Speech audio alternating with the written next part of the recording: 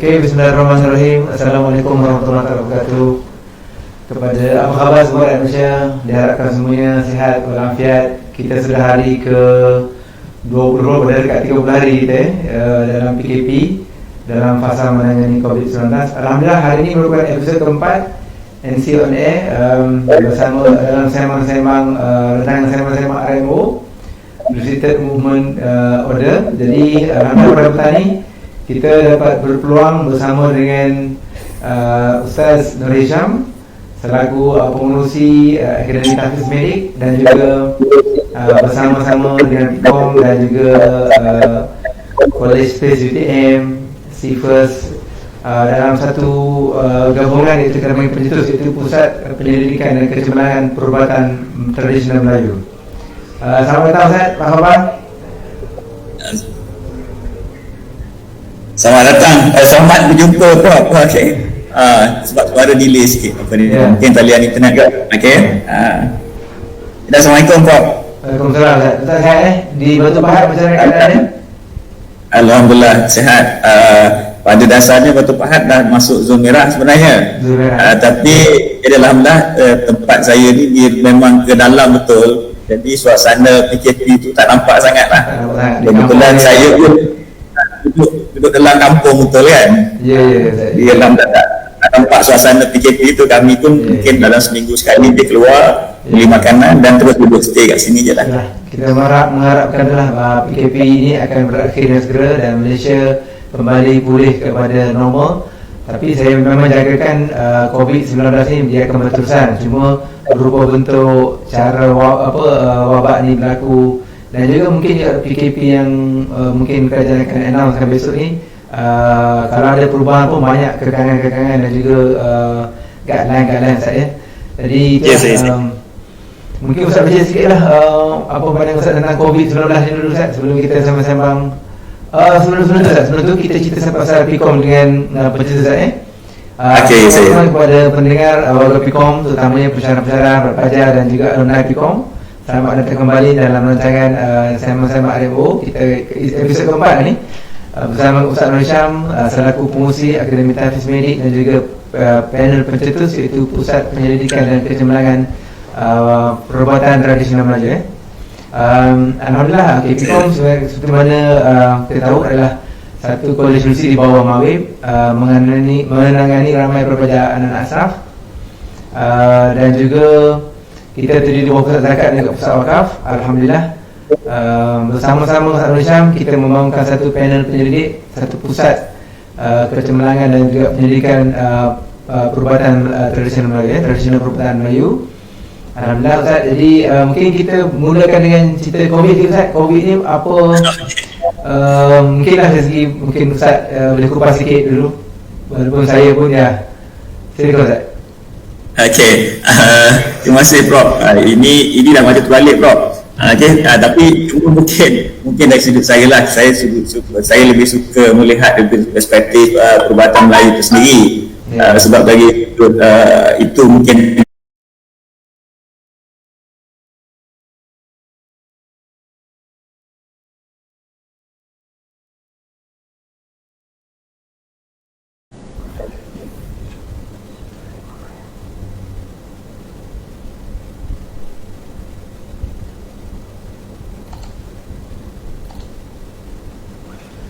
Okey, welcome back, selamat datang kembali. Minta maaf lain, mungkin di Batu Pahat mungkin ada banyak serangan virus di lain. Selamat datang kembali tuan-tuan dan puan dan pendengar RMO, sembang-sembang RMO bersama Ustaz Nur Hisham daripada pengurusi Akademi Tahfiz Medik, merupakan pelopor dan juga pengurusi kepada pencetus iaitu Pusat Penyelidikan Kecemerlangan Perubatan Tradisional Melayu di Malaysia. Alhamdulillah Ustaz, kita kembali pada Ustaz tadi, iaitu tentang bila mana di pondok-pondok dan juga di sistem pembelajaran kita dahulu sudah ada sebenarnya sistem perubatan Melayu dan alhamdulillah dengan ada gabungan dan juga kerjasama daripada Akib Negara, Pusaka Negara Malaysia, akhirnya kita berjaya banyak mengumpulkan manuskrip lama dan kitab-kitab lama. Mungkin saya boleh komen balik tentang yang kitab tip 1 dan 2 yang saya pernah share tadi. Bagaimana kitab tadi akhirnya menjadi bahan rujukan utama, dan dengan pengumpulan amalan-amalan semasa akhirnya terbentuklah satu sistem perubatan yang lengkap. Silakan Ustaz. Okey, terima kasih bro.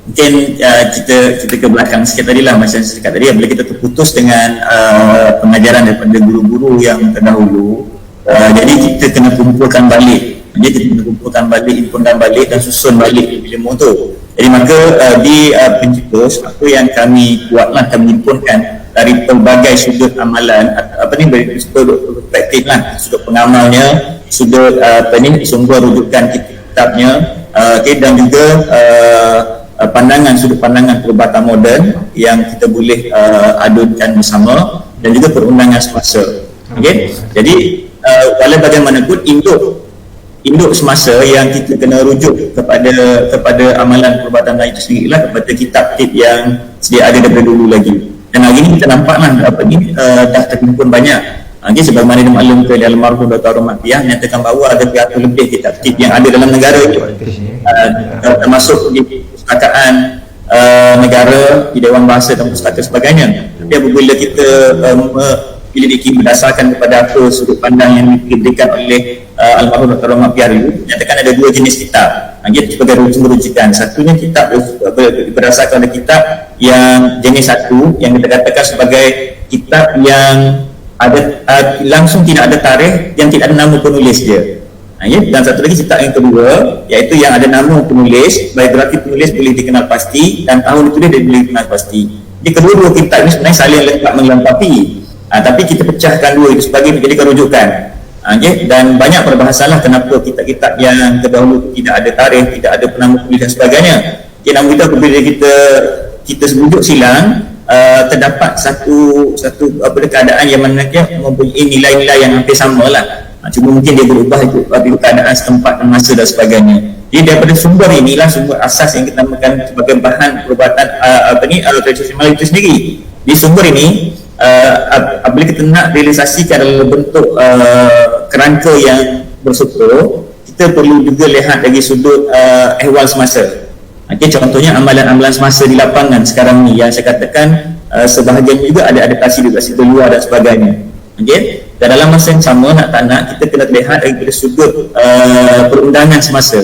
Sebab kita nak laksanakan pelaksananya di Malaysia, nak tak nak kita kena kadang-kadang berbetulan pada ketika ini Akta Perubatan Tradisional dan Komplementari Akta 775 telah diwartakan dan telah dibuat-kuasakan secara peringkat. Jadi benda itu semua ada kaitan lah yang dirujuk. Dan akhir sekali, nak tak nak, kita juga mesti lihat perspektif yang sering kali orang sebut sekarang lah, EBM, Evidence Based Medicine. Dan apabila kita merujuk kepada perubatan Melayu, dia sangat unik. Sebab apa?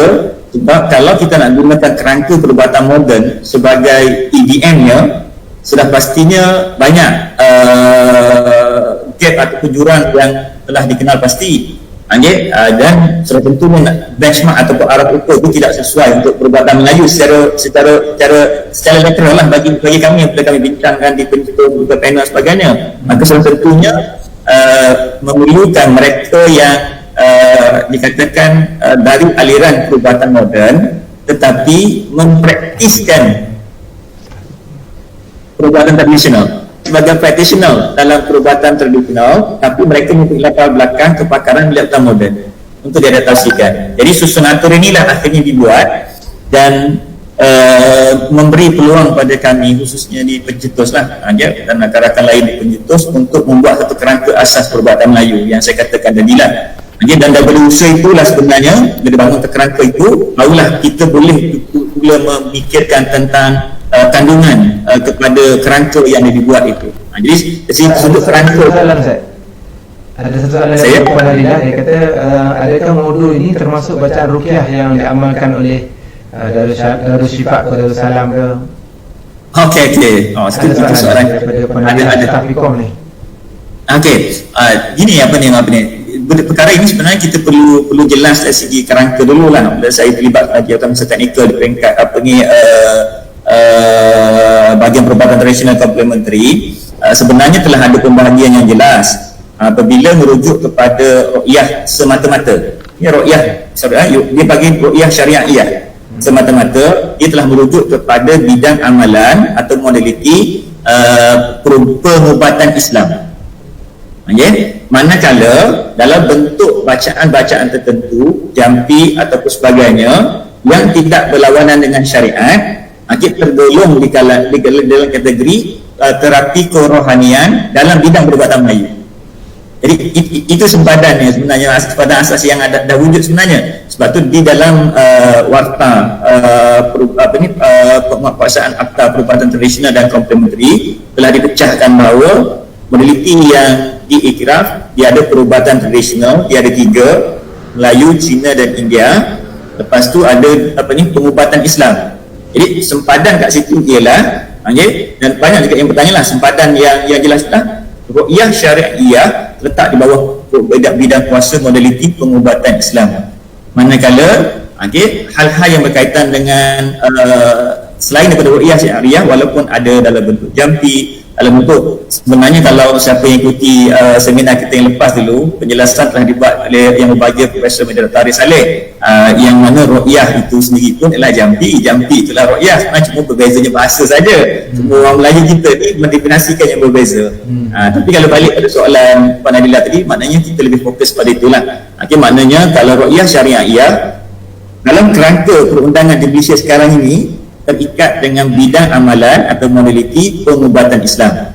Manakala jampi-jampi, bacaan-bacaan selain daripada itu terletak di bawah perubatan Melayu, di bawah perubatan tradisional Melayu. Itu sempadan yang dibuatlah. Namun begitu, memang nak tak nak akan berlaku overlapping, akan berlaku pertindahan yang jelas kat situlah. Sebab di konteks di Malaysia ni unik, orang Melayu maknanya Islam, maknanya di compulsory lah. Sebab tu dalam pembangunan kerangka yang kita katakan kerangka medik 1.0 pencetus pencetus Band Medik 1.0 itu, kita letakkan juga syariat base, yang mana dijelaskan oleh panel pakar kita dalam fiqh perubatan Melayu, Profesor Mandia Dr. Tarikh Saleh, bahawa kita sekarang ini bukan lagi untuk membuat satu kerangka syariah compliance, tapi kita nak buat syariah base, maknanya mesti ada dasarnya. Itu yang timbulnya untuk makluman semula. Dan Prof, kita kena merujuk pada falsafah perubatan Melayu sendiri. Sebab itulah kita meletakkan bahawa falsafah perubatan Melayu itu sendiri ialah apa? Kekalkan sehat, hilangkan sakit. Kekalkan sehat, hilangkan sakit, merujuk kepada apa? Allah sebagai penyembuh. Yang mutlaknya Allah sebagai penyembuh yang mutlak, berdasarkan apa? Al-Quran dan Sunnah, berdasarkan dalil, berdasarkan nas. Dan apabila menyebut nas dia pula di konteks Nusantara ni dia unik sikit. Sebab apa? Sebab dia mesti juga didasarkan. Bersebut nas saja orang akan ingat mesti Quran, mesti hadis, mesti Quran, mesti hadis. Tidak. Apabila kita tengok persumberan hukum, dia merujuk pula kepada Quran, hadis, ijma', qiyas. Jadi elemen ini banyak wujud dalam amalan-amalan perubatan Melayu. Sebab tu ada sebahagian besar, ada sebahagian kecil lah, bukan sebahagian besar lah, mereka yang rajih sangat tentang dalil dan nas ini mengatakan sebahagian daripada amalan perubatan Melayu ni tak boleh, itulah tak syariah base lah, tidak ada nas dan sebagainya, tak boleh diamal dan sebagainya.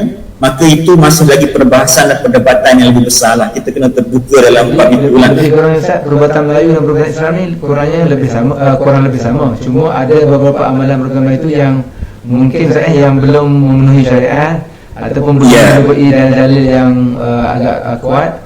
Jadi boleh dikatakan ada yang juga amal-amal itu ada yang menyimpang, yang salah pada saya. So, tidak semua yang merupakan perubatan Islam, dan tidak semua ada Islam itu dalam perubatan Melayu, ya. Betul. Okey Ustaz, mungkin Ustaz boleh highlight beri beberapa contoh Ustaz dalam amalan-amalan perubatan Melayu yang dibarisi dalam kitab tadi ke, dan juga amalan semasa yang Ustaz rasa dalam itu merupakan antara amalan-amalan yang cukup besar, yang prinsipal yang memang asas Ustaz. Mungkin Ustaz boleh sebut beberapa contoh kalau nak bagi penonton dan pendengar kita faham sikit Ustaz. Okey, dia gini Prof, dan untuk yang menonton semua lah, apa yang kita nak kena lihat di sini dari segi kerangkanya dulu. Mungkin sebab saya suka menyatakan bahawa sistem perubatan dengan pengubatan itu dua benda yang berbeza, dua terminologi yang berbeza. Okey, apabila kita ingin membangunkan satu aplikasi ataupun sistem perubatan, nak tak nak kita mesti merujuk pada keseluruhan sistem itu. Kita tidak boleh merujuk pada morality based. Berbanding dengan sebab tu dari segi sistem pengajian, kalau kita tengok dulu sekalipun, apabila kita menceritakan sistem perubatan, pengajiannya sistematik. Di pondok-pondok tu diajar, ada kitab yang awalnya, kitab pertengahannya, ada kitab akhirnya syahadah. Sampailah mereka boleh mempraktiskannya. Dan ada ilmu fundamentalnya, ilmu asasnya, lepas tu ilmu dari segi sudut konsepnya dan pelaksanaannya. Manakala dan ini semua dia ada tulisan, ada berkitab, ada disusun dengan rapi, ada diajar secara berterusan. Manakala dari sudut pengubatan pula biasanya dia berdasarkan kepada warisan lisan. Okay, diajar secara lisan, kita daripada mulut turun-temurun dan sebagainya. Jadi sebab tu di peringkat awal pun kita kena pisahkan dua tu dulu. Tapi apabila kita nak bicarakan tentang persoalan tadi, tak nak kita kembali ke sistem perubatan sendiri. Sebab tu kalau kita rujuk kepada manuskrip dan sebagainya, sumber-sumber perubatan Melayu secara menyeluruh macam saya kata tadi, melibatkan aspek ni, kita bahaskan, nak perubatan Melayu tu bermula dengan fundamental knowledge-nya. Kalau kita nak hubung kaitkan dengan perubatan moden lah. Dalam sebab itulah ilmu perubatan moden dia ada sains perubatan. Dia bermula dengan anatomi, fisiologinya, bermula dengan ilmu mikrobiologinya, patofisiologinya, fisiologi dan sebagainya. Mana ilmu-ilmu asas untuk pergi kepada kulasahnya, mengaplikasikan rawatan tersebut. Begitu juga dalam perubatan Melayu, nak dia ada ilmu-ilmu fundamental itu, ilmu-ilmu asas itu, atau metodologi yang sendiri dan sebagainya, dan akhirnya membawa kepada kulasah itu.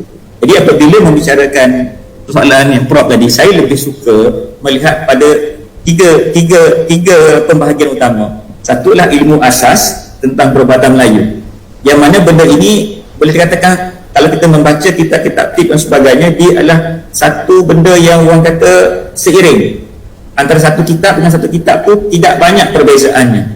Kalau sedikit berbeza pun mungkin ada pengaruh zaman aplikasi itu dibuat saja. Yang kedua ialah ilmu tentang pengubatan itu sendiri, rawatan perubatan itu sendiri. Yang ketiga ialah kepakaran spesifik. Sebab tu kalau kita melihat itu ada berbagai bentuk. Sebab tu bila kita tengok kalau nak pecah itu, pertama ketiga ilmu asas perubatan Melayu itu sendiri. Menunjukkan kepada susun atur. Kalau kita tengok merujuk pada tanah, air, api, angin, struktur tubuh manusia itu. Manusia adalah alam, alam adalah manusia. Apa yang ada kat alam ada kat manusia. Itu semua ilmu-ilmu asas fundamental sebelum pergi kepada yang selepas itu. Daripada sini, daripada pemerhatian ni, observasi ini dan juga pengamalan ini, baru terbitnya tentang ilmu-ilmu diagnosis, analisa ketidakseimbangan, pengenalpastian, timbulnya ilmu-ilmu material medikal, bahan-bahan untuk rawatan dari segi herba, dari segi flora dan fauna, dan juga sebetulnya mana timbulnya yang kedua, step yang kedua adalah terapi aplikasi yang dibuat. Jadi dalam konteks yang ada sekarang ini, sebenarnya kita tak bicara aplikasi khusus, tapi saya suka menyebut bahawa ada 4 kategori utama dalam perubatan Melayu dari segi aplikasinya. Pertama, dia ada terapi kerohanian yang melibatkan elemen-elemen kejiwaan, melibatkan ilmu spiritual, masalah-masalah termasuklah mistik dan misteri yang mungkin tak akan discover dalam perubatan moden. Tak nak dia pergi ke psikiatrik. Itu satu. Nombor 2, biological. Terapi biological yang melibatkan bahan-bahan alami, melibatkan terapi mandian. Dalam perubatan banyak terapi mandian, mandi bunga, mandi herba, mandi susu, mandi macam-macam mandi ada. Dan ini adalah satu terapi biological effect. Maknanya apabila diaplikasikan, dia memberi kesan biological effect pada tubuh manusia. Nombor 3 ialah terapi kimiawi yang melibatkan elemen-elemen herba dan pemakanan.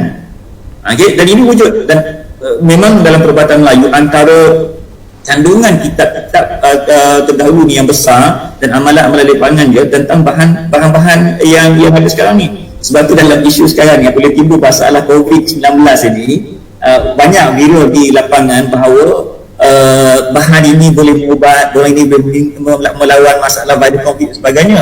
Dan sebenarnya dari konteks perubatan Melayu tak asing benda itu. Cuma mungkin kerana diamalkan secara tradisi, tidak ada evidence base dari segi sudut kerangka moden, ramai yang menolaknya. Sebab itulah saya juga dalam ruang ini menyeru kepada pihak yang dari segi sudut perubatan moden ke kerajaan ke menolak secara total, bukan solusi yang sebenar lah. Namun begitu mengaplikasi secara total juga satu halangan sebab dari konteks pelaksanaan tu je. Tapi dari segi bahannya kita tidak asing. Dari segi terapi kimiawi ni dari sudut konsep perubatan Melayu sangat unik. Herba kita punya mempunyai ratusan ribu flora and fauna sumber tempatan, dan saya nak sentuh kat sini sikit dalam penelitian yang mungkin belum jelas, tapi apabila kita memerhati dalam konsep kimiawi ni, unik Nusantara ini sangat unik sebab kita berada di khatulistiwa. Boleh dikatakan hampir keseluruhan kita punya bahan yang ada di Nusantara ini boleh digunakan dan sesuai untuk hemisfer utara dan hemisfer selatan. Orang Cina makan herba orang Melayu, tapi tak semua herba orang Cina boleh dimakan oleh golongan kelompok orang Nusantara ini sebab dia keadaan iklimnya stabil. Ini menunjukkan bahawa dalam konteks ilmu kimia sendiri, ilmu kimia alami itu, tanah, air, api, angin itu sendiri, apabila kita rujuk dalam konteks ni, kalau kita tengok dalam perubatan Cina, dia ada tanah, air, api, angin, logam, kan? Dalam perubatan Melayu, logam tak wujud. Kalau kita baca dalam kitab-kitab perubatan Melayu, logam tak wujud. Jadi banyak persoalan yang diperbahaskan daripada dulu lagi, kenapa tak wujud logam dalam perubatan Melayu sedangkan perubatan Cina ada logam. Kalau perubatan di yang lain even di perubatan Ayurveda pun wujud elemen-elemen dulu. Tapi kenapa dalam perubatan Melayu tidak? Sebab kita iklim khatulistiwa ini, kawasan tropika ini, bahan-bahan dalam bentuk unsur logam itu stabil. Unsur-unsur surih kawasan ada faktor environment, faktor cuaca dan sebagainya. Dan akhir sekali dari segi konsep perubatan keempat, yang keempat, terapi manipulatif. Ia boleh dalam urutan dan sebagainya. Manipulatif kat sini, manipulatif dalam konteks kami perubatan Melayu. Kalau kita balik kepada manipulatif perubatan moden, nanti di lain dia minta dipandir. Tapi dalam takrifan manipulatif terapi ini melibatkan pertanganan dan sebagainya, urutan, bekam itu sendiri, dan juga terapi-terapi yang lain lah, termasuklah juga mungkin senaman dan sebagainya. Wallahualam. Ada dua soalan. Soalan daripada Puan Amy daripada Vicom, dia tanya apakah stigma di masyarakat tentang perubatan Melayu ni, apa yang disebut perubatan Melayu ada je stigma dia. Dan soalan kedua, boleh tak kita gabung antara perubatan tradisional Melayu dengan perubatan moden yang ada sekarang, Ustaz? Dia sebenarnya yang menjadi satu orang kata yang kata stigma pun boleh juga, ataupun yang bermain dalam fikiran orang awam lah sebenarnya, iaitu dia nampak perubatan Melayu ni suatu benda yang related 100% dengan mistik, dengan misteri, kan? Maknanya perbohongan lah. Dan untuk dimaklumkan bahawa perbohongan dalam konteks perubatan Melayu memang ada satu juzuk ilmu hikmah, ada, tak dinafikan, tapi dia satu juzuk dari segi ilmu sendiri sahaja.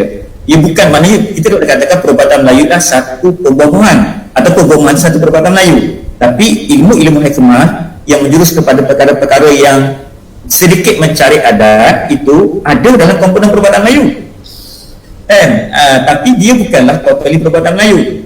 Cuma apabila ruang itu tidak diajar secara berstruktur, itu yang akhirnya sekarang ni timbul benda-benda yang mungkin di luar berlaku penyimpangan. Dan terus terang saya sebagai pengamal perubatan Melayu ada benda dalam perubatan Melayu ini ataupun dalam sistem ketidakseimbangan tubuh kita yang unjustified, yang kita tak boleh justifikasikan secara fizikal. Banyak dalam kuliah mengatakan sesuatu perubatan Melayu itu mesti ada kitab rujukan dan ada pengamal yang pengamal tu ada susu gaduh daripada mana dia belajar saya. Ya, betul, itulah asasnya lah. Maknanya sekalipun terputus akan jalan ataupun jurur galurnya sanad itu, tapi dimurnikan balik oleh sekelompok mereka yang mahir dalam pelbagai bidang ataupun kumpulan itu merumuskan balik, barulah kita jadikan satu elemen pendidikan dan sebagainya. Sebab kita tak nampak pun itulah elemen-elemen itu dari segi sudut yang lain mungkin. Dan balik pula tadi mungkin satu soalan yang kedua tadi berkaitan dengan boleh tak diintegrasikan? Mungkin boleh tak tanah, air, api, angin itu sesuai lagi tak Ustaz dengan perubatan moden sekarang? Benda tu masih wujud, relevan atau macam mana Ustaz? Dengan konsep 4 elemen tu. Kalau tanya mengikut sains moden memang tak relevan lah kan, benda kuno benda tu kan. Tapi bagi kami lah sebahagian daripada pengamal perubatan Melayu yang duduk dalam ruang ini, dia sangat relevan dan dia sangat konsisten sebenarnya dari segi sudut amalan dan juga pengetahuannya. Sebab dia menceritakan tentang alam dan manusia. Dia menceritakan pada ketika itu orang-orang tua-tua kita melihat observasinya sangat mendalam. Dia cerita angin, api, air, tanah ni bukan satu cerita yang melibatkan sebutan saja. Dia punya konsep mempunyai falsafah dan mempunyai prinsip yang sangat jelas.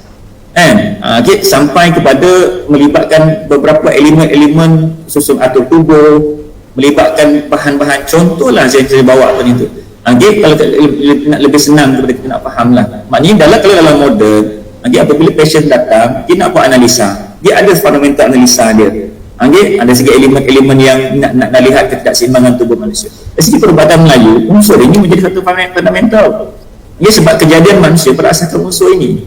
Dan ketika orang tua kita membuat observasi lapangan terhadap permatian yang cukup mendalam, akhirnya mereka menemui kaitan antara unsur ini dengan manusia. Mana manusia terbina daripada elemen-elemen unsur ini. Jadi balik pada soalan tadi, relevan atau tidak, dia sangat relevan. Okay? Cuma pendetailan itu memanglah perlu lebih mendalam supaya kita dapat faham. Okay? Cuma yang jadi stigma juga ni, stigma jugalah ataupun persepsi yang timbul di dalam di pandangan masyarakat. Tanah hayat yang ini nampak macam tak logik je. Tuan-tuan Prof, kalau saya cakap kalau nak diimbangi dengan terminologi border, sebenarnya benda tu ada kena-mengena dengan immune, antibody, hormon, enzim. Cuma pada waktu ketika itu disebutlah tanah air piang angin. Ada ceritanya tentang nitrogen, oksigen, hidrogen, karbon. Elemen-elemen itu ada ceritanya tentang kalau ilmu fisik, magnitude, amplitude, frekuensi dan resonan. Sebenarnya ada kena-mengena. Tapi sekarang ini kita melihatkan tanah itu sebagai tanah tu. Angin tu tengok ada angin tu. Api tengok api yang keluar tu kan. Semata-mata elemen itu zahirnya, maka sebab saya kata sangat berseninya orang tua kita dulu dalam ekstrak pembentukan terminologi itu menyeluruh. Jadi boleh saya katakan Ustaz, mana pemerhatian pada 4 unsur tadi, 4 elemen tadi sebenarnya berkait dengan alam dan dia boleh membawa kepada pendetailan dan penjelasan elemen, unsur, kejadian dan juga gabungan, mungkin juga keseimbangan Ustaz, keempat-empat tadi Ustaz. Benar. Jadi itu yang saya elemen itulah yang menjadi asas kepada perubatan tradisional Melayu yang juga boleh diaplikasi dalam perubatan moden, cuma perlu diterjemah, perlu didetail dan perlu dikaji lagi Ustaz, kan? Benar. Okey Ustaz, ada juga saya rasa ada 4 elemen tadi. Mungkin Ustaz boleh teruskan tentang bagaimana masa depan perubatan Melayu di Malaysia dan juga di Nusantara Ustaz, dengan adanya pengiktirafan MKA baru-baru ini tentang diploma pengajaran perubatan Melayu, tradisional Melayu Ustaz. Okey, untuk makluman Prof lah, satu perjalanan yang panjang lah kami lalu sehingga kan untuk kebiaran kita tadi membentuk struktur dan sebagainya itu, setelah struktur dapat dibentuk, kami memulakan satu gerak kerja yang kami berpandangan pada ketika itu bahawa salah satu, bukan satu-satunya, salah satu berjalan untuk kita meletakkan perubatan Melayu ni pada tempat yang sepatutnya, ataupun kegemilangan satu ketika dia dapat dikembalikan kepada tempat yang sepatutnya, digunakan sebagai salah satu daripada rawatan di mainstream, ialah melalui jalan pendidikan. Okay? Jadi saya tak nafikan melalui usul-usul yang lain, tapi bagi pandangan kami di pencetus dan juga rakan-rakan yang lain, mesti salah satunya ialah melalui jalan pendidikan, yang mana program ini perlu dibawa kepada pelatihan yang berstruktur dan diiktiraf pelatihan itu. Maka kami mula mengurat langkah lah untuk membuat permohonan kepada MQA daripada hasil-hasil pendapatan yang telah kami buat itu, kami susun, jadikan silibus, daripada modul-modul dan sebagainya. Akhirnya kita bangunkan kopanya mengikut requirement atau keperluan MQA dan sebagainya. Alhamdulillah pada sebenarnya tahun 2006 lagi, kami telah berjaya membuat satu submission kepada pihak MQA, permohonan pengiktirafan program diploma perubatan Melayu. Namun begitu, atas beberapa kenkangan dan juga kekurangan yang ada mungkin pada permohonan itu, kami akulah banyak kekurangan kami masa itu, sebab mungkin kita tak ada pengalaman dan sebagainya lagi, ditolak sepenuhnya. Bukan ditolak tak bersyarat kan? Maknanya ditolak, tak diterima. Maka kami buat perbincangan lagi melalui panel yang ada dan sebagainya, dan pada waktu itu kami telah membuatkan satu gerakan yang agak radikal sebenarnya Prof, iaitu kami memulakan latihan lapangan sebut dengan program tanpa diiktiraf, tanpa pengiktirafan, tanpa registrasi, iaitu diploma profesional perubatan Melayu. Dengan dihostkan oleh masa itu oleh College Space, sebagai kajian lapangan. Kami nak tengok bagaimana nak bina silibus yang betul dengan pengamal dan sebagainya. Kami nak juga nak rujuk kepada mereka yang pengamal yang di lapangan ini. Akhirnya kami himpunkan pengamal di lapangan, himpunkan mereka dapat input, kami bangunkan program tu yang mana dalam keadaan yang boleh katakan secara orang kata kalau bahasa budak sekarang dia panggil gamble lah, kan? Gamble, betul-betul gamble. Okey, maknanya kita buat tanpa kerja buat jalankan. Alhamdulillah daripada program tersebut kami dapat buat penambahbaikan. Akhirnya bulan Disember 2016 kami buat lagi satu percubaan. Okey, mohon pada MQA untuk diakreditasikan program itu melalui College Space, dan kami menerima maklum balas yang sama iaitu ditolak. Okey, dengan beberapa alasan tertentu. Jadi kami tambahkan juga, usahakan lagi, hubungan balik, buat penambahbaikan dan sebagainya. Alhamdulillah pada bulan September 2017, hampir 9 bulan kami bekerja balik selepas ditolak kali yang kedua itu, kami buat satu permohonan baru ke MQA. Alhamdulillah kali ketiga ini diterima, tapi perlu membuat meja penambahbaikan. Terima borang, tapi ditolak. Setelah yang mula-mula tak ditolak, orang pun tolak. Yang ini diterima je, tapi dibuat meja penambahbaikan.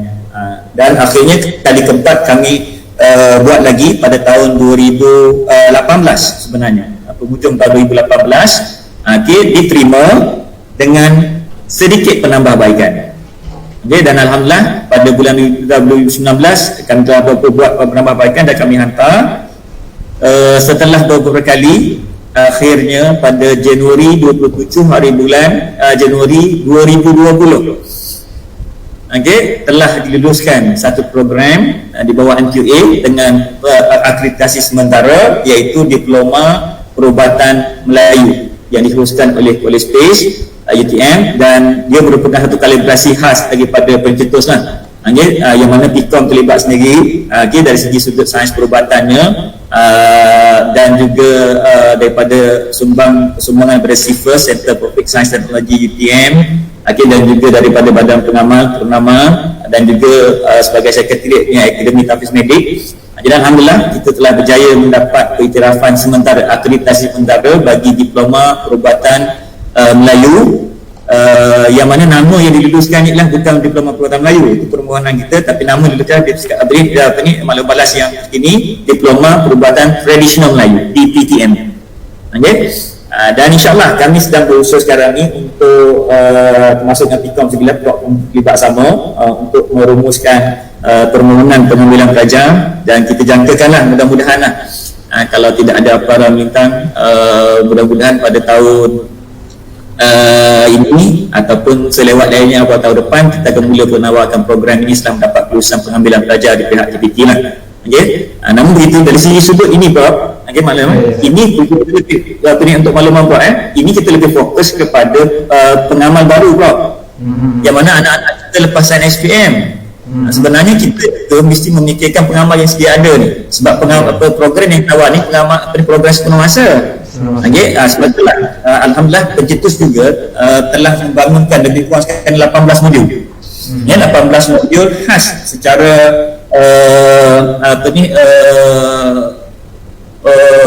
separuh masa ataupun blended learning, pembelajaran teradum kepada pengamal-pengamal yang sedia ada, yang mana sekarang telah berjalan satu program yang sedang berlangsung, dan insyaAllah tak lama lagi pun kita akan cuba sebar maklumkan program ini, walaupun program tanpa akreditasi program ini, namun begitu kita lebih kukuhkan kepada pemantapan pengamal.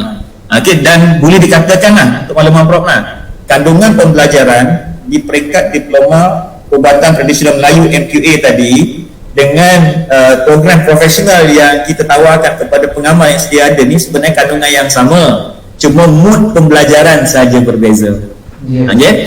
Mana yang kita fokus kepada yang pertama sedia ada ni untuk mereka enhancekan peningkatan pengetahuan dan kemahiran semasa mereka, dan mereka sebenarnya sudah practitioner. Manakala bagi program diploma yang berakreditasi lebih fokus kepada program untuk melatih pengamal baru yang kita nak warisi mereka. Dan dari kandungan untuk makluman semualah juga kandungan dia terpecah pada 30-70. Dalam perubatan diploma yang diluluskan ini 30-70, secara bentuk latihannya 30%-nya ialah teori, 70%-nya ialah praktikal. Satu. Nombor dua, dari segi konteks pemberat bahan pembelajarannya pula, kaitan dengan pelajarannya lah 30%-nya ialah sains perubatan, 70%-nya ialah perubatan Melayu. Itu yang apa itu. Jadi balik pada soalan yang terakhir tadi, boleh tak perubatan Melayu diintegrasikan dengan perubatan moden? Saya jangkakan apabila anak-anak kita dapat melalui proses pembelajaran yang berakreditasi ini, jurang antara perubatan Melayu dengan perubatan moden dapat dirapatkan. Bukan setakat dirapatkan, mungkinlah walaupun tidak boleh duduk sebumbung, tapi berjiran sebelah-sebelah tu mungkin boleh dah kot. Jadi walaupun tak duduk sebumbung lagi kan, sebab gap tu masih ada. Tapi mudah-mudahan lah, sebab pengalaman saya sebagai pengamal lah, ni sikit tambahan Prof, pengalaman saya sebagai pengamal sendiri pun, integrasi tu satu solusi yang cukup baik lah. Banyak kes-kes dalam rawatan pasien saya pun, ada kalanya perubatan Melayu datang dulu diikuti dengan perubatan moden, ada kalanya perubatan moden datang dulu disokong oleh perubatan Melayu, ataupun ada kalanya kedua-duanya ialah serentak. Dan ini memiliki efikasi atau keberkesanan yang lebih baik lah, dalam hal-hal tertentu, dalam kes-kes tertentu. Wallahualam. Perubatan Melayu, perubatan tradisional Melayu dan perubatan moden boleh duduk satu meja dan satu duduk sama rendah, berdiri sama tinggi, duduk sama rendah. Saya setuju sangatlah Prof. Kalau kita imbau balik pun, kalau kita imbau baliklah sepanjang kami bermula daripada 2014 duduk semeja dengan panel-panel pakar daripada perubatan moden ni, tak pernah lagi meja tu terbalik, cawan tu terubah. Masih lagi ada benda yang memang kami tak setuju apa yang perubatan sudut pandang tadi, ada yang mereka tak setuju tentang apa yang kami buat, tapi kami masih boleh mencari jalan tengah buat masa ini. Dan itu yang kita sinambungankan benda itu dalam model-model yang kita bangunkan. Memang ada tuan-tuan juga masa perbincangan tu ada pertelagahan yang agak kontradik juga sebenarnya, tapi kami boleh rasionalkan, ambil jalan tengah supaya kita nak murnikan mana yang boleh dilaksanakan. Kita punya ramai viewer kita ni lebih daripada 100 lebih, ramai daripada pensyarah daripada PIKOM, Puan Safiza, Puan Siti Halus, Alhamdulillah. Ramai yang bertanya, Puan Nadila, saya ingat Puan Nurima ada, Puan Syairah, Puan ramai. Mereka pun mengalukan maknanya antara PIKOM dan juga pencetus ni untuk kita kerjasama dan membangunkan khazanah perubatan Melayu, khazanah orang tua-tua kita dulu, merupakan satu nilai yang cukup besar yang tersimpan sekian lama tapi telah digalikan akhir-akhir ini oleh Ustaz Nur Hisham dengan beberapa lagi pengamal perubatan Melayu. Alhamdulillah kita lihat perubatan Melayu ada cahaya di hujung terowong, tapi cahaya itu makin dekat dan makin besar. Dan kami di PIKOM sangat mengalukan untuk kita berintegrasi dan untuk kita berkongsi. Ustaz, maksudnya kekalkan sihat, hilangkan sakit, semuanya datang daripada Allah sebagai penyembuh dan semuanya berpunca pada Al-Quran dan hadis. Ya, saya. Baik, kita masih ada masa lagi. Kita ada, mungkin kita di penghujung Ustaz, saya dah agak lama 1 jam kita bersembang pada petani. Alhamdulillah dalam rancangan RMO sembang-sembang COVID kita ni, mungkin Ustaz kita tengok apa mungkin peranan perubatan Melayu dari segi kita nak COVID kita ni mungkin akan jadi macam denggi, dia akan berterusan menjadi endemik. Dulu pandemik, sekali jadi endemik itu akan selesai. Ustaz lihat bagaimana dalam konsep perubatan Melayu itu boleh kita mencegah, merawat, mungkin juga menyembuh daripada COVID, Ustaz? Okey, alhamdulillah. Ini apa ni satu keadaan yang sangat, bagi saya lah satu keadaan yang sangat baik lah. Sebab apa? Kami pun sering berbincang makluman Prof lah di kalangan pengamal perubatan Melayu ni, apa sumbangan yang kami boleh beri dan sebagainya. Tapi pada peringkat awal ini, pandangan pribadi saya, kita fokus pada penjagaan kesihatan. Bila kita merujuk pada perubatan Melayu, ada 2 komponen utama, iaitu penjagaan kesihatan dan rawatan perubatan. Bagi saya, ketika keadaan yang masih cemas atau rencam macam ni, kita fokus kepada rawatan perubatan, kita serah dulu pada perubatan moden untuk sementara waktu ni. Tapi dari segi penjagaan kesihatan, banyak peranan yang boleh dimainkan dan akhir-akhir ini banyak tular di media sosial dan sebagainya tentang bahan-bahan dan sebagainya lah Okay, bahan itu, bahan ini dan sebagainya, bagi saya itu tak ada komen. Sebahagiannya saya tuan cakap dari sudut jauh dari sudut saya sangat setuju dengan bahan-bahan tersebut, sebab memang properti dan sebagainya, satu properti memberi kesan yang sangat baik, namun mungkin bukan masa yang sesuai untuk sekarang kita mencuba sebab keadaan itu agak rencam. Tapi insyaAllah saya percaya yakin selepas ini kita ada ruang. Jadi kita ada ruang dan peluang untuk bergerak lebih maju ke hadapan. Tapi untuk sementara waktu ini kepada mungkin pendengar-pendengar di luar sana sebagainya, fokuskan kepada penjagaan kesihatan dulu. Dan apabila menyebut kepada penjagaan kesihatan, ada kalau sudut apa yang saya fahamlah, ada 4 perkara yang penting nak kena jaga. Pertama, kena jaga kita punya jiwa, iaitu semangat. Jiwa ni kita semangat. Jangan putus asa, jangan putus harapan. Kita kena tahu bahawa sakit ni datang daripada Allah. Allah yang turunkan sakit ni. COVID tu Allah yang buat, dan Allah yang cipta dia. Allah yang arahkan benda ni menjadi wabak pada kita sebagai ibrah toladan kita. Yang boleh angkat benda ni siapa? Allah juga. Dan Allah yang boleh angkat. Jadi jangan putus harap. Maknanya kita bergantung harap pada Allah. Itu cerita pada jiwa. Kita akan bersemangat. Nombor 2, akhlak kita jaga. Akhlak kita kena jaga. Fake news, pelega-lega macam-macam benda. Jadi itu semua cerita akhlak. Bagaimana kita nak menghadapi sesuatu itu. Kita tepikan fake news, jaga hubungan antara kita dan sebagainya. Dan ini ujian akhlak sesama kita sebenarnya apa juga, bro. Mungkin ada saya sendiri pun, bro. Dengan mak, dengan ayah terputus hubungan ni. Terputus hubungan maksudnya nak balik tak boleh ni. Sebenarnya dalam hati merontok nak balik, tapi bagaimana kita nak mengatasi perkara itu. Sebab tu mungkin tiap-tiap hari kena call siapa yang berjauhan. Mungkin ada sebahagian kita ni bukan dengan mak dengan ayah, suami dengan isteri, anak dengan ibu bapa ni terpisah sebagainya. Dan bagaimana kita nak mengekalkan hubungan akhlak di antara kita sebagainya itu kita bina dengan sebaik mungkin. Maknanya ceritanya adalah pasal akhlak, hubungan sesama manusia. Nombor 3 ialah pemakanan. Kena jaga makan. Nak kuatkan diri kena jaga makan. Ni saya risau juga, Prof, ni duduk kat rumah tak ada apa nak buat, kerja makan aja. Tu dia orang kata buat joke, dia kata peti sejuk. Asyik tu yang pertama yang rosak kat rumah lah pintu peti sejuk. Bukan awal makan. Makan kita lah apa yang kita makan. Ini ditekankan dalam perubatan Melayu. Sebab tu dalam keadaan ni, sebab tu saya sarankan kalau orang tanya saya apa nak buat kat rumah sekarang nak elakkan makan, puasa. Puasa satu benda yang sangat baik. Dan puasa adalah satu terapi yang wujud dalam perubatan Melayu. Ada jelas. Ada ceritanya bagaimana kita nak balas puasa bila kita kurangkan makan dan sebagainya, ada kesan tubuh kita. Nombor 4, susun jadual harian, jangan buang masa. Sementara kita tak ada kerja, duduk kat rumah, duduk je, tidur bangun makan, tidur bangun makan, tidur bangun makan. Memang sistem imuniti kita akan ada manfaat. Tapi banyak, inilah peluang kita. Untuk kita susun atur kita daripada pagi dengan keluarga kita, dengan anak-anak kita, dengan aktiviti kita. Walaupun siapa yang kerja yang kita boleh buat kat rumah secara online, teruskan benda itu, buat dengan sebaik mungkin. Disiplinkan masa kita. Disiplin itu sangat penting sebab dia akan mengawal masa kita. Ini 4 benda ni sangat baik. Dan akhir sekali dah, Prof, kita kena faham keadaan dan kondisi COVID-19 ini, dan kita kena faham bahawa kebanyakan mereka yang menghadapi simptom yang kronik dan menderita adalah mereka yang lambat mendapat rawatan. Itu main issue dia. Jadi bagi sesiapa yang ada gejala, ada keadaan yang rasa tidak selesa, cepat dapatkan rawatan dengan segera. Itu asas yang kita boleh guna buat waktu ni. Kita jangan bertangguh, jangan rasa nak bertahan dua punya. Lebih baik kita buat pemeriksaan dan disahkan tak ada, daripada tunggu dah teruk baru nak dapatkan rawatan. Dan itu sangat rumit sebenarnya.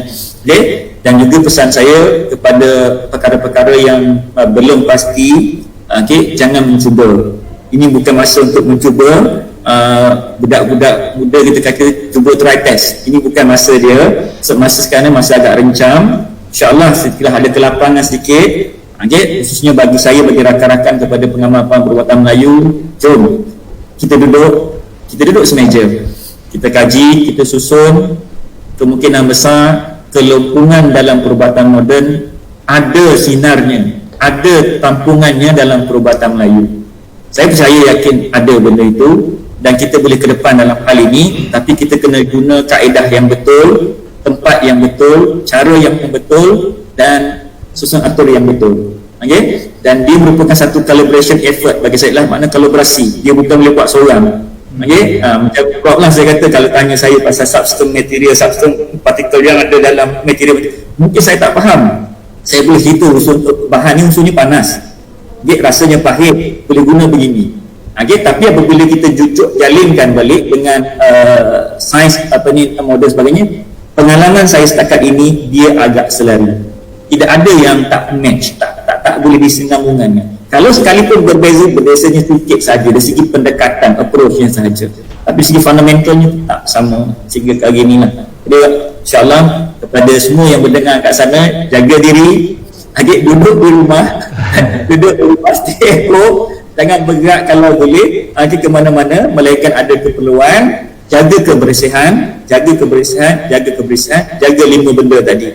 Jaga semangat, yakin Allah boleh selesaikan masalah ini. Munajat pada Allah, taubat banyak-banyak, istighfar banyak-banyak, solat banyak-banyak, baca Quran, zikir banyak. Jaga hubungan kita dengan Allah. Nombor 2, jaga hubungan kita dengan manusia, rakan-rakan taulan kita, walaupun tak dapat bersua muka di pejabat, kita bantu mereka, tanya mereka. Sekarang ni banyak orang memerlukan. Kita kat sini sekarang ni kita boleh makan, ada orang di luar sana yang dah berhari-hari tak dapat makanan. Ada bahagian untuk mereka pada kita. Jadi kita kena hubungkan diri kita dengan suasana-suasana macam ni. Nombor 3, makan peribadi kita ni yang masuk ke mulut kita ni, tolong jaga sangat-sangat. Okay? Sarapan pagi yang amat sedikit, makan tengah hari yang sederhana, makan malam yang sedikit. Okay? Sarapan pagi yang amat sedikit, amat sedikit, 1/18 daripada makan malam. Okay? Kalau karipak tu separuh biji je sarapan. Nak bagi makan tengah harinya sederhana. Makan malamnya kalau ada makan, kalau tak ada pun, kalau ada makan baru 1/4 dia makan tengah hari. Jangan lebih dari 1/4 makan tengah hari. Ini ditulis dalam kitab. Ini bukan kita buat suka-suka nak buat, tapi sifat yang ada ditulis dalam kitab. Lepas tu disiplinkan diri, jangan buang masa. Gunakan masa, bermula dari awalnya sebelum subuh, pukul 3 pagi dah kena bangun Melaka dah. 3 pagi, siapa tak boleh bangun jelasnya pukul 3 pagi, maka dia tak sihat. Orang yang sihat pukul 3 pagi, jam biologi dia akan on saja di khatulistiwa, di khatulistiwa dia mesti on, bangun segar buka dan teruskan urusan kita apa yang betul. Akhirnya program kita berhentinya selepas isyak, habislah dan rehat. Tak payah nak berborak lah, nak Facebook lah apa, lepas isyak tu relax lah, duduk cool down kan, habiskan amalan, tidur, pukul 3 bangun dan rutinnya berjalan. Kalau ada peluang kerja, buat kerja macam biasa. Jadi banyak benda-benda yang kita tunggak begini dan tak boleh buat, sila buatkan sebaik mungkin. Boring membaca, menulis. Kalau dah bosan menulis, membaca kan. Ataupun kalau siapa ada tanah berkebun, selalu rumah flat tu, banyak benda lain lagi boleh buat, insya-Allah. Mudah-mudahan. Wallahualam. Ustaz bagi tu, alhamdulillah. Saya ingat 4 perkara terakhir itu jaga jiwa kita, sentiasa bersemangat, jangan putus asa. La taqnatu min rahmatillah, saya. Jaga akhlak hubungan sama manusia, jaga makan kita, kerana makan we as what we eat, saya kita apa yang kita makan. Dan yang terakhir adalah tentang jaga harian, jaga jadual harian, sentiasa memenuhi masa, menjaga masa, jangan buang masa. Saya boleh simpulkan, Ustaz, terima kasih banyak, Ustaz. Kita boleh simpulkan maknanya khazanah perubatan Melayu ni is something yang kita patut bangunkan kembali. Kita dapat lihat betapa kita lama guru-guru kita, nenek moyang kita mempunyai cukup satu sistem yang cukup lengkap, dan kita akan bangun kembali, alhamdulillah, atas usaha Ustaz dan beberapa tuan-tuan dalam perubatan Melayu. Ustaz, kita lihat satu cahaya baru, satu sinar baru yang disebutkan macam dalam Quran, Allah nurun ala nur, cahaya atas cahaya, Ustaz. Mudah-mudahan ini satu khazanah nenek moyang kita bangun kembali.